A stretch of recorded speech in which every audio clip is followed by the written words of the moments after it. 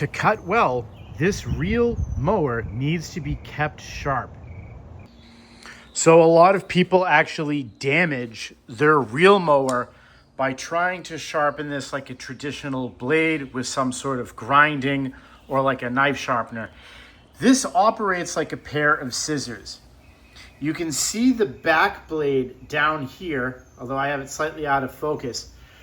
There is a shearing action as it passes by. If you want to test if your mower is sharp, you can put a piece of paper through there and it should cut it just like scissors. You can probably tell if the mower has got duller by looking at the blades up close, if the grass is getting dull on the tops, if you've noticed reduced performance, or if that paper test shows that it's not cutting it quite as crisply. You then need to order what's called a backlapping kit. I'll put an affiliate link to purchase one of those. While I'm not going to actually do backlapping today, I am going to describe to you how you sharpen the mower. You buy that kit, and then you have to come here and remove this cotter pin from the wheel. You then can take this disc off. After you take that off, on almost all reel mowers, including this American brand one, there'll be a place where you can put in like a wrench that will come with the back lapping kit.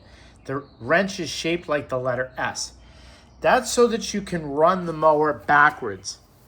You need the mower to run backwards because you're going to take the liquid goo that comes in the kit and you're going to brush it over every inch of the blades while you're running this backward.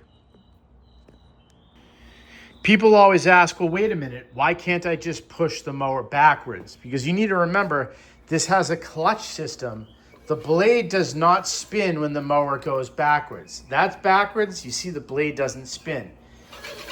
And you can't do it forward either because that just won't sharpen it. You have to run it backwards. So again, to do that, you take the wheel off, you put the wrench that comes with the kit, and then you can crank it in the opposite direction while brushing the goo onto the blades. I'll put an affiliate link to purchase that kit, and if you have any questions, just ask.